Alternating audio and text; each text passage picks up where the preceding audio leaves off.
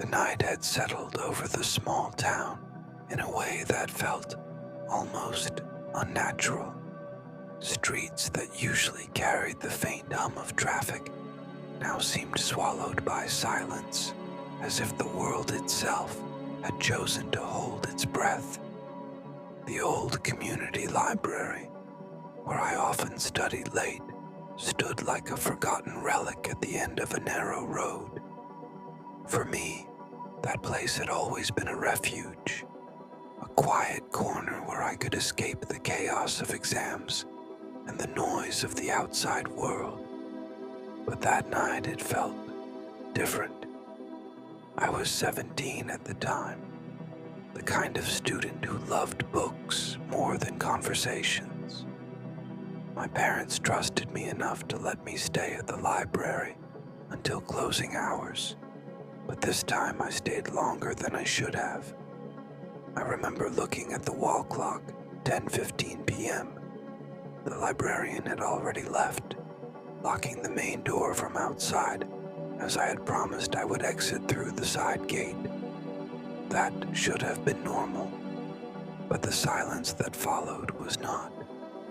The library's air carried a strange heaviness, as though every shelf and every shadow was watching me. I gathered my notes quickly, stuffing them into my bag, when I heard it. Soft, deliberate footsteps on the wooden floor. At first I thought it was my imagination. The building was old, after all. Wood creaked, walls groaned. But then the sound came again, clearer this time, moving slowly between the aisles of books. My throat went dry. "Hello? Is someone there?" I called out, trying to sound braver than I felt. No reply. Only silence. I walked toward the main hall, my footsteps echoing in a rhythm that didn't belong only to me. That's when I noticed something that froze me in place. The overhead lights, which had been flickering faintly, suddenly dimmed as if a hand had twisted the switch.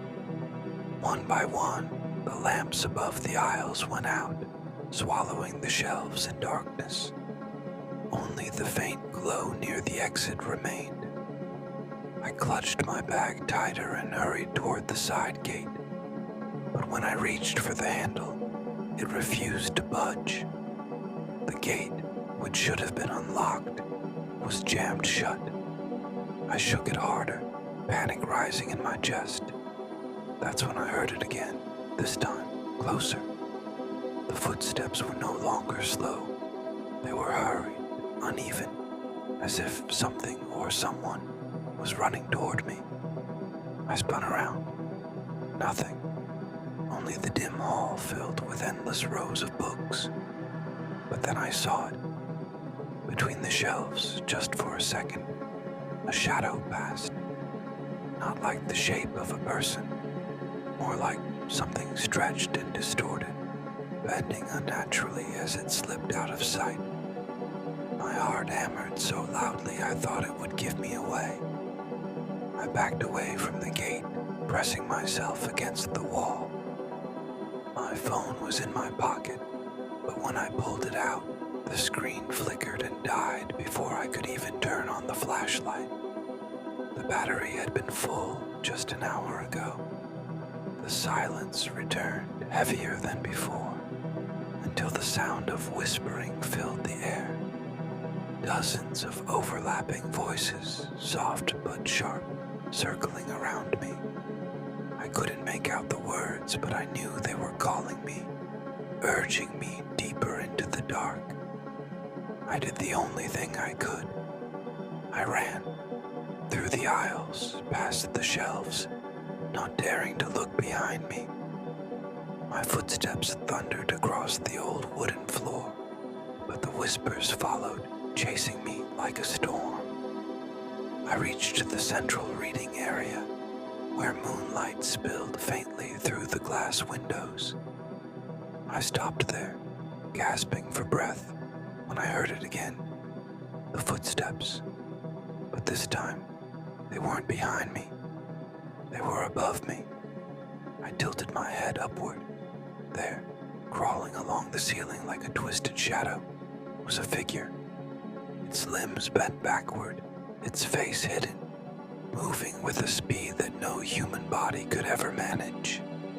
It clung to the ceiling beams like an insect, its head snapping toward me with a sound that resembled bones cracking. I screamed, the sound tearing from my throat. Before I could stop it, the figure let go, falling from the ceiling. I didn't wait to see it land. I bolted for the main door, slamming my shoulder against the lock again and again, until, with a loud snap, the rusted latch gave way. Cold night air hit my face as I stumbled out onto the street. I didn't stop running until I reached the nearest open shop, where the startled shopkeeper watched me collapse against the counter, shaking and gasping. Later, when I told my parents, they dismissed it as stress from exams. The library remained closed the next day, officially because of maintenance. But I know what I saw, I know what I heard, and I have never stepped into that building again.